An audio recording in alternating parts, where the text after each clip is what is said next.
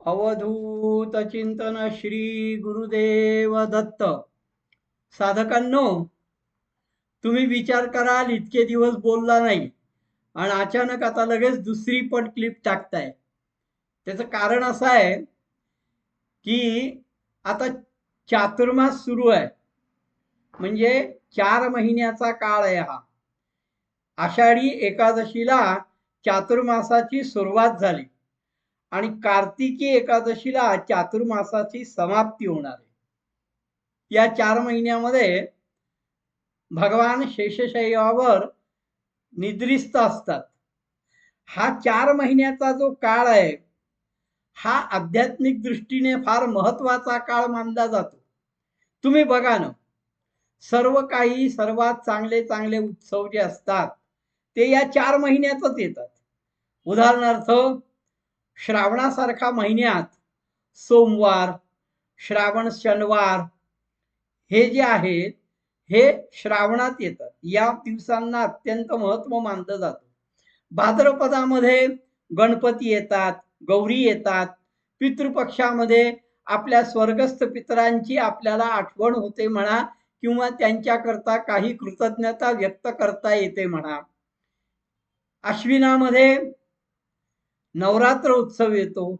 3.5 मुहूर्तापैकी एक मुहूर्त हा विजयादशमी म्हणजे दसरा हाही चातुर्मासात येतो आणि दिवाळी येते. अशा पद्धतीने अनेक चांगले उत्सव हे या 4 महिन्यामध्ये येतात. हे तुम्हाला सांगायचं कारण आणि पुन्हा हा दुसरी क्लिप टाकण्याचं जे कारण आहे ते कारणच ते आहे की या 4 महिन्यात या उत्सवांमध्ये सुद्धा मी तुम्हाला क्लिप टाकत जाईल. यापेक्षा आणखीन एक महत्वाचं आहे. आणखीन एक महत्वाचं असं आहे की ही चातुर्मास समाप्ती झाल्यानंतर नर्मदा परिक्रमा होते. म्हणजे कार्तिक एकादशीला चातुर्मास समाप्ती, ज्याला देव उठणी एकादशी म्हणतात. आषाढ एकादशीला देवशयनी एकादशी आणि कार्तिक एकादशीला देव उठणी एकादशी, म्हणजे देव निद्रा अवस्थेतनं बाहेर येतात आणि मग हा चातुर्मास संपतो. नर्मदा परिक्रमेकरता या काळाला खऱ्या अर्थाने सुरुवात होते. आता काही काही जण दसऱ्यानंतरही करतात. त्याच्या मागचंही कारण असं आहे, मुळात दसऱ्यानंतर जे परिक्रमा सुरू करतात तर ती परिक्रमा सुरू करण्याचा अधिकार हा संन्याशांना आहे.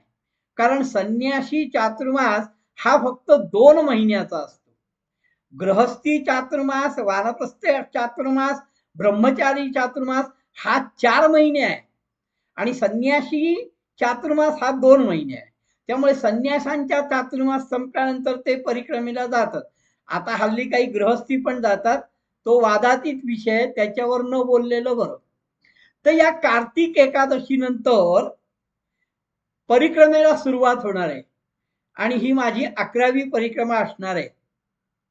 मी आतापर्यंत 10 परिक्रमा केल्या आहेत आणि आता या कार्तिक एकादशीला 11व्या परिक्रमेत जाणार आहे. मग मी आज थोडस या परिक्रमेविषयी बोलायचं म्हणतोय, म्हणून ही लागोपाठ दुसरी क्लिप तुम्हाला मी देत आहे. हे दुसरं विवेचन देण्यामागचा उद्देश ते म्हणजे नर्मदा परिक्रमा विषयी आहे.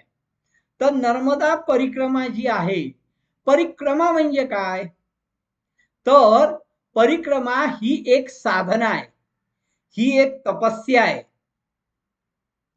परिक्रमा म्हणजे हे यात्रा वित्रा नाही आहे.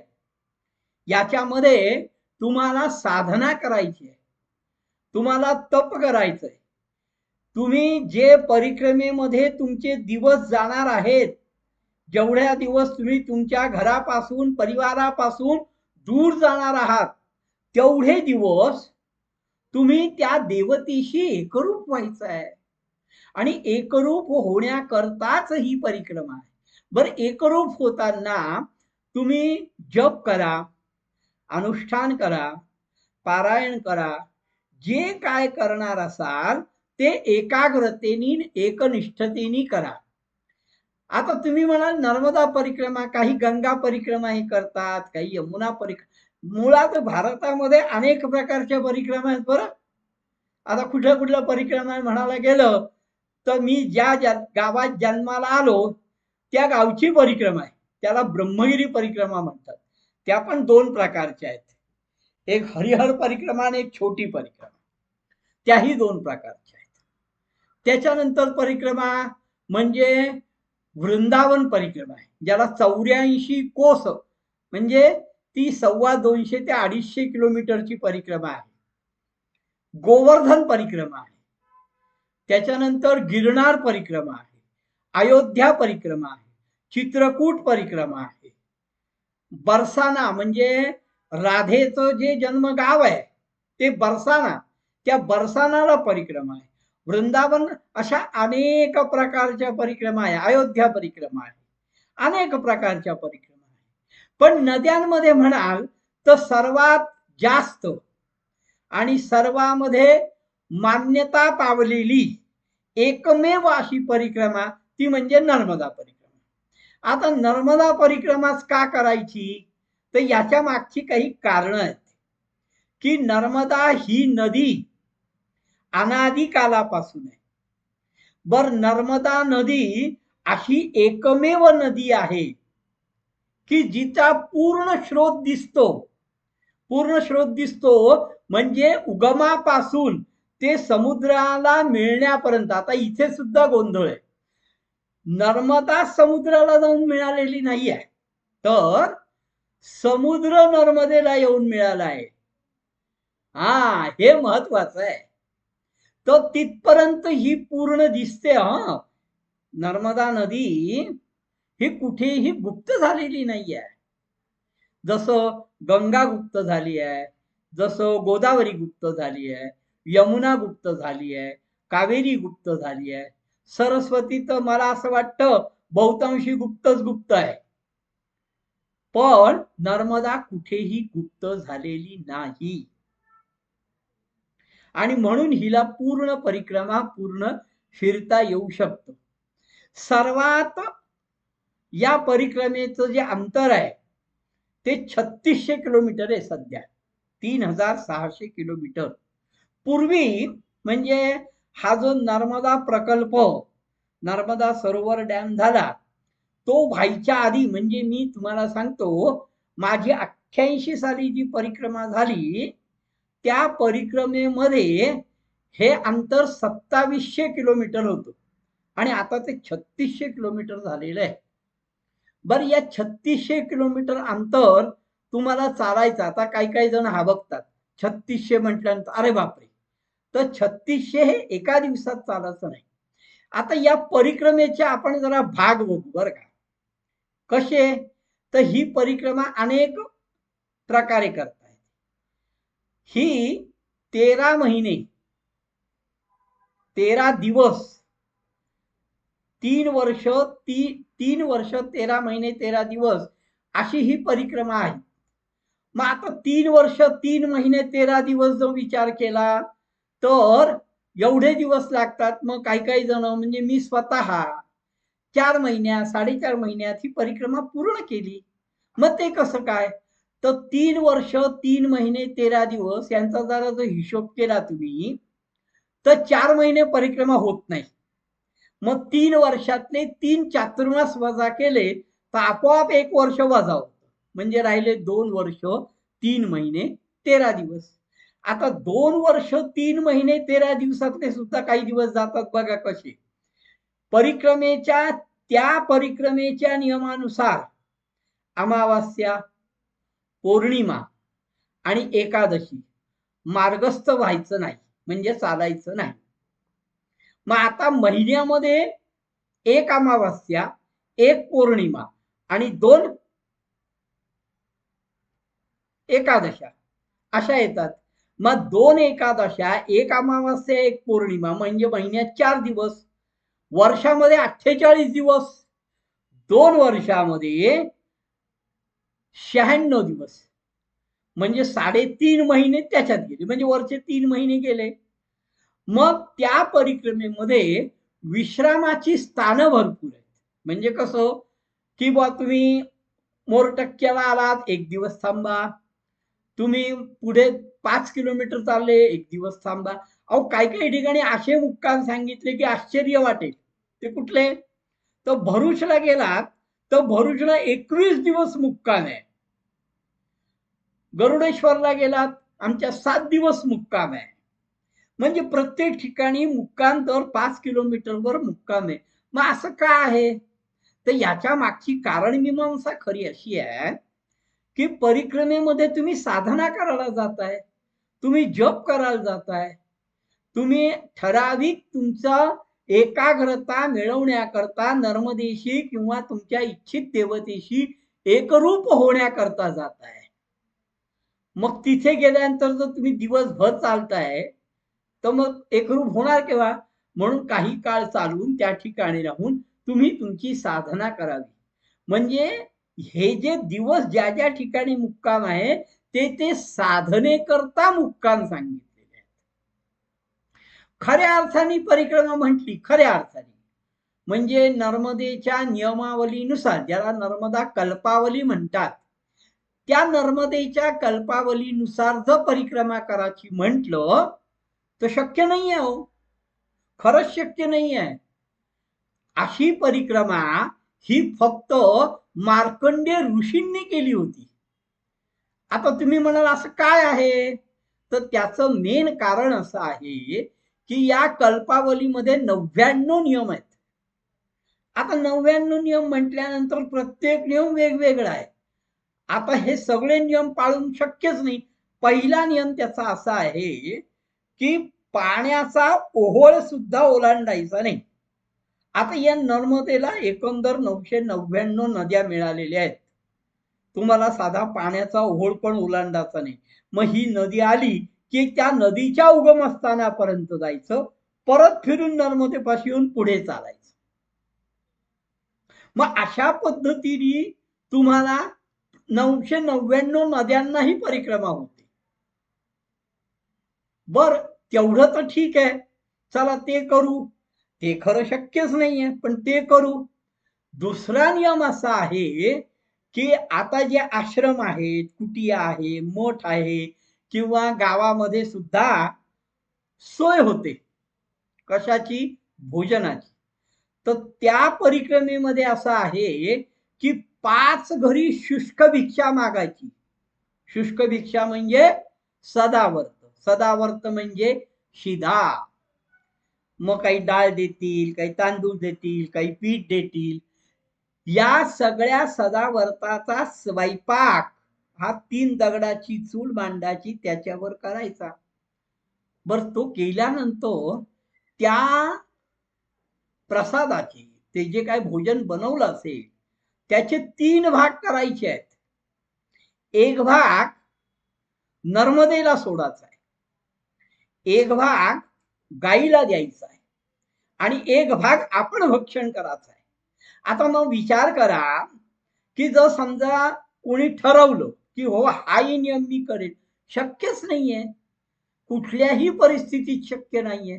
त्याचं कारण असं आहे की आता हे जे डॅम बांधलेले आहेत, ही जी धरणं बांधलेली आहेत, त्यामुळे नर्मदेपासून परिक्रमावासी किंवा साधक हा साधारणतः खूप लांब चालला जातो. उदाहरण द्यायचं झालं तर दक्षिण तटावर तुम्हाला त्या घोंगसा किंवा बाहेर गेलात एकदम तर नंदूर, हे शहादा, प्रकाशा, तळोदा, असं एवढ्या लांब जावं लागतंय. मग आता समजा परिक्रमा करता करता तुम्ही तळोद्याला आलात. आता नर्मदा तुमच्यापासून तिथे 25 ते 30 किलोमीटर दूर आहे. मग तुम्ही तळोद्याला 5 घरी शुष्क भिक्षा मागितली, तिचे 3 भाग केले. मग तुम्ही ते तळोद्याला सोडायला जाणार केव्हा? तळोद्याहून नर्मदेला सोडायला जाणार केव्हा? आणि नर्मदेला सोडून परत येऊन परत पुढे शक्य आहे का? उदाहरण दुसरं द्यायचं झालं तर गरुडेश्वर आहे. तर गरुडेश्वरहून नानी अंबानी हे जवळजवळ 30 किलोमीटर दूर आहे. मग नानी अंबाजीला तुम्ही उतरलात तिथे स्वयंपाक केला आणि तिथून नर्मदेला सोडायला यायचं म्हटलं तर गरुडेश्वरला यावं लागतं. आणि मग गरुडेश्वरला तुम्ही येणार, 30 किलोमीटर एका दिवसात चालणार, परत जाणार, परत तिथे जाईपर्यंत तुमचा दिवस जातोच नाही, मग तुम्ही पुढे जाऊ शकणार. मग मुळात दुसरा हा नियम आता शक्यच नाही. मग हा फक्त मार्कंड ऋषींनी पाळला होता, म्हणून त्यांना 27 वर्ष परिक्रमेला लागले. थोडे थोडके नाही बरं, 1 वर्ष, 3 वर्ष, 5 वर्ष असे नाही, तर 27 वर्ष लागले. 27 वर्षामध्ये त्यांनी या सर्व नद्यांना पण परिक्रमा केली. आता त्यांना शक्य का झालं, तर त्याचं कारण एक आहे की त्या काळी धरण बिरण असे नव्हते, म्हणजे ते मुळातच नर्मदेच्या तीरावरनच जात होते. नर्मदेपासून कधीही ते लांब जात नव्हते. आता तुम्ही नर्मदेपासून लांब जात आहे, आलं का लक्षात? मग तुम्हाला तसं शक्य नाहीये. मग सर्वात सोपा उपाय असा आहे की ज्याला तुम्ही परिक्रमा म्हणाल, मी परिक्रमा म्हणेन, पण शास्त्र ज्याला परिभ्रमण असं म्हणतं, की परिभ्रमण आता म्हणजे आतापर्यंत जे कोणी करतायत माझ्या सहित ते सगळे परिभ्रमण करतायत. मग हे परिभ्रमण करत असताना एक प्रामुख्याने नियम पाळावा, तो म्हणजे सूर्योदय ते सूर्यास्त एवढंच चालायचं आहे. सूर्योदयाच्या आधी चालायचं नाही आणि सूर्यास्तानंतर पण चालायचं नाही, हा नियम पाळा. दुसरं, नर्मदा ओलांडायची नाही, हा नियम पाळा. हे शक्य आहे, जी शक्य आहे ते नियम पाळा. पण सर्वात प्रामुख्याचा, सर्वात महत्वाचा जो नियम आहे तो म्हणजे जेवढे दिवस तुम्ही परिक्रमा किंवा परिभ्रमण करत असाल तेवढे दिवस, तेवढा वेळ तुम्ही तुमच्या परमात्म्याशी, तुमच्या सद्गुरूंशी, तुमच्या गुरुमंत्राशी, नर्मदेशी एकरूप राहा. आणि असे एकरूप राहिलात तर आणि तरच खऱ्या अर्थाने तुम्ही परिक्रमा करू शकाल किंवा परिभ्रमण करू शकाल. नर्मदा परिक्रमा ही तुम्ही नुसत्या फिरण्याचा विषय नाही, तर मग हल्ली चढाओढ असते. माझी 65 दिवसात झाली, माझी 80 दिवसात झाली, माझी 120 दिवसात झाली. चढाओढी करता परिक्रमा नाही. आता आणखीन एक तुम्हाला सांगतो. परमपूज्य वासुदेवानंद सरस्वती टेंबे स्वामी महाराज यांच्याविषयी अनेकांना असं वाटतं की वासुदेवानंद सरस्वतींनी परिक्रमा केली असावी, तर बिलकुल नाही. वासुदेवानंद सरस्वती टेंबे स्वामी महाराजांनी परिक्रमा केलेली नाही. त्यांनी अनेक ठिकाणी नर्मदेच्या किनाऱ्यावर अनेक ठिकाणी चातुर्मास केले, संन्यासी चातुर्मास. 23 चातुर्मास वासुदेवानंदांनी केलेले आहेत. त्यापैकी बहुतांशी चातुर्मास हे नर्मदा किनाऱ्यावर झालेले आहेत. कुठे कुठे झाले आहेत, तर अमरकंटकला झालाय, होशंगाबादला झालाय, नेमावरला झालाय, त्याच्यानंतर तुमच्या बडवानीला झालाय, त्या तिलकवाड्याला झालाय, गरुडेश्वरला झालाय, नारेश्वरला झालाय, भरूचला झालाय. अशी अनेक ठिकाणं आहेत. त्या ठिकाणी चिखलद्याला झालाय. चिखलद्या तर प्रसिद्धच आहे. आता चिखलदा पाण्याखाली गेलं ती गोष्ट सोडा, पण चिखलदा हे खरोखर प्रसिद्ध आहे.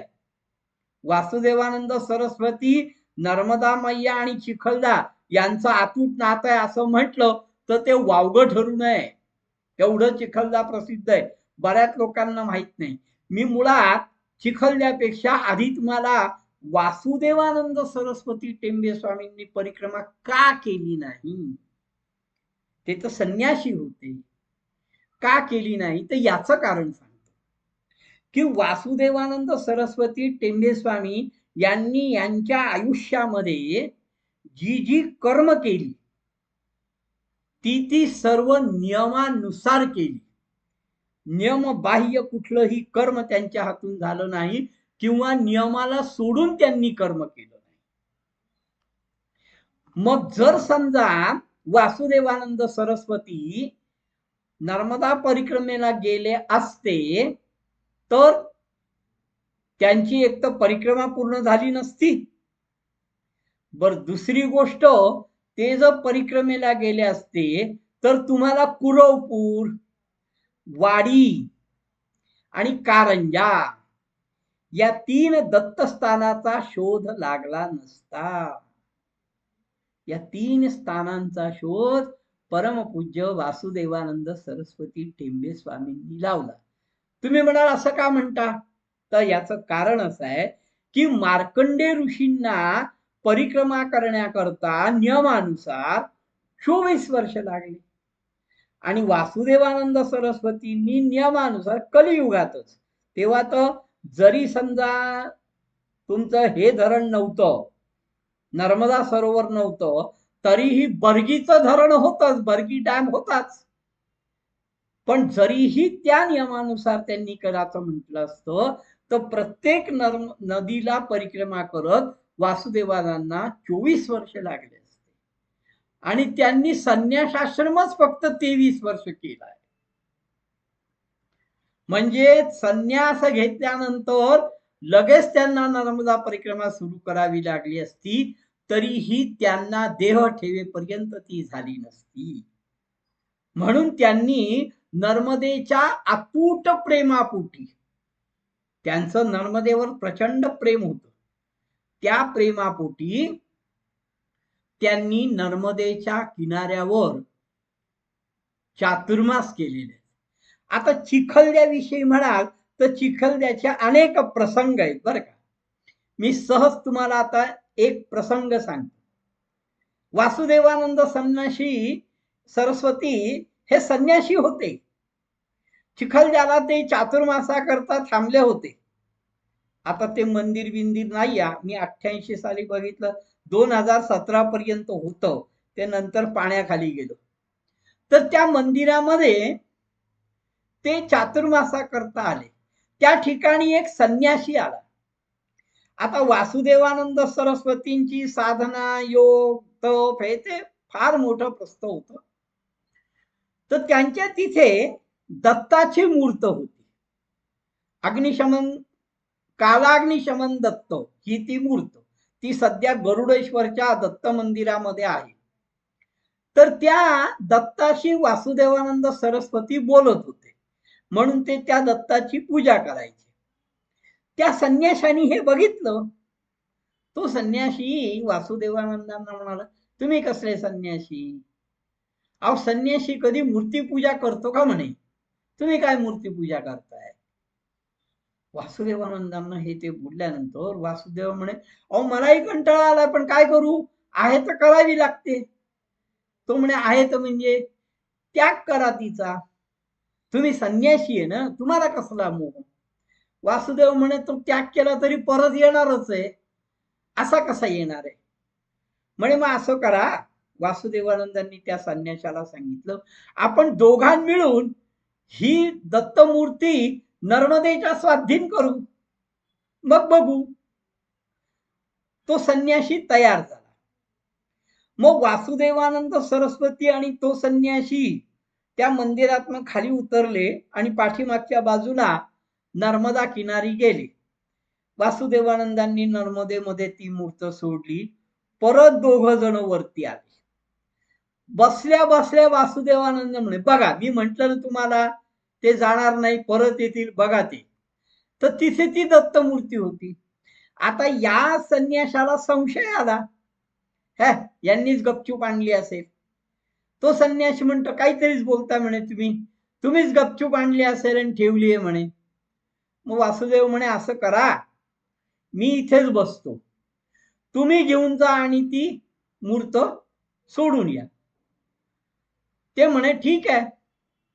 त्या संन्याशाने ती मूर्ती उचलली, संन्याशी गेला, नर्मदेमध्ये ती मूर्ती विसर्जन केली आणि तो संन्यासी परत आला. वासुदेवानंदांनी विचारलं, का हो केली का?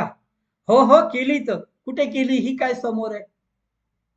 आणि खरोखर ती मूर्ती समोर होती. वासुदेवानंद सरस्वती आणि दत्त यांचं अतूट नातं होतं.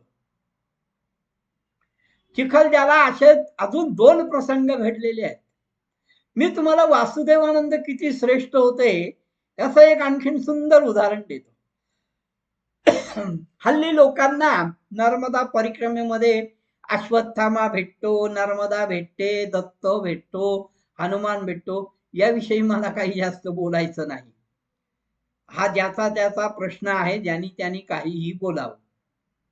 पण वासुदेवानंदांना खरोखर अश्वत्थामा भेटला होता बरं. वासुदेवानंद सरस्वती पहिल्यांदा ज्यावेळेस नर्मदा किनाऱ्यावर आले, पहिल्यांदा नर्मदा किनाऱ्यावर आले, त्यावेळेस ते गरुडेश्वरात आले. आता ते दक्षिण तटावर होते आणि ते शूलपाणी जंगलातनं त्यांना गरुडेश्वरला यायचं होतं. तर ते शूलपाणी रस्ता चुकले, झाडीमध्ये ते रस्ता चुकले.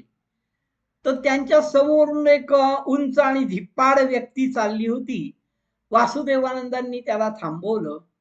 मुझे शूलपाणी, मुझे गरुडेश्वर जाना है, रास्ता दिखाओ, असं ते म्हटल्यानंतर तो गृहस्थ त्यांना म्हणे, चलो मेरे पीछे मैं दिखाता हूं. काय 10 पावलं चालले असतील ते दोघं जण. वासुदेवानंद थबकले आणि त्याला सांगितलं रुको. तो थांबला आणि वासुदेवानंदांनी लगेच त्याला सांगितलं, तू पुत्र अश्वत्थामा. तो चपापला. वासुदेवानंदांनी परत त्याला म्हटलं, आप द्रोणपुत्र अश्वत्थामा हो. त्यांनी वासुदेवानंदांकडे बघितलं आणि सांगितलं की आपने पहचाना, आप कौन है, आप कौन है. तेव्हा वासुदेवानंद म्हणतात, अरे मी जर तुला ओळखलंय तर तू मला ओळख. अगर मैंने आपको पहचाना है तो आप भी मुझे पहचानो. असं म्हणून वासुदेवानंद फक्त उभे राहिले होते. अश्वत्थामाने शांत चित्ताने एकाग्र बघितलं तर त्यांना आमच्या वासुदेवानंद सरस्वतीमध्ये दत्ताची अनुभूती झाली. साक्षात दत्त त्रिगुणात्मक स्वरूप दिसलं. अश्वत्थामाने साष्टांग दंडवत घातलं. हा वासुदेवानंदांचा किस्सा नाही बरं, ही सत्य घटना आहे. वासुदेवानंद सरस्वती आणि नर्मदा यांचं खूप अतूट नातं होतं. तर अशा नर्मदा परिक्रमा हे सुरू होते आहे कार्तिक शुद्ध एकादशी नंतर. या वर्षी मी 11वी परिक्रमा करतो आणि माझी इच्छा आहे की तुम्हाला पुन्हा एकदा घर बसल्या ही पूर्ण परिक्रमा मला घडवायची आहे.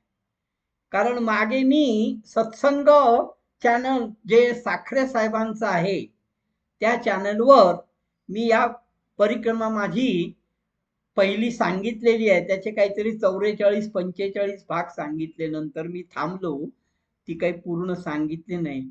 पण मला या वर्षी ही परिक्रमा पूर्ण सांगायची इच्छा आहे आणि ते तुम्हाला प्रस्तुत करण्याकरता मी पुन्हा एकदा ही नवीन क्लिप टाकली. हा चातुर्मासामध्ये मी तुम्हाला तर येणाऱ्या सणांविषयी तर बोलणारच आहे, पण त्याही पेक्षा चातुर्मासानंतर होणाऱ्या नर्मदा परिक्रमेविषयी बोलणार आहे. हे चॅनल आपला आता सदोदित चालू राहणार आहे. कायम तुम्हाला ह्याच्यावर आध्यात्मिक गोष्टींचं सखोल ज्ञान देण्याचा मी प्रयत्न करणार आहे. मी ज्ञानी नाही. जसं मी सांगितलं की साधना संपत नाही तसं ज्ञान संपत नाही. पण मला जे माहिती आहे, मला जे कळतं, मला जेवढं अवगत आहे ते सगळं मी तुमच्यापाशी देणार आहे. ते या क्लिपद्वारेच, या आपल्या चॅनलद्वारेच मी तुम्हाला सांगणार आहे. म्हणून हे सांगण्याकरता मी ही पुन्हा दुसरी क्लिप टाकली. अवधूत चिंतन श्री गुरुदेव दत्त.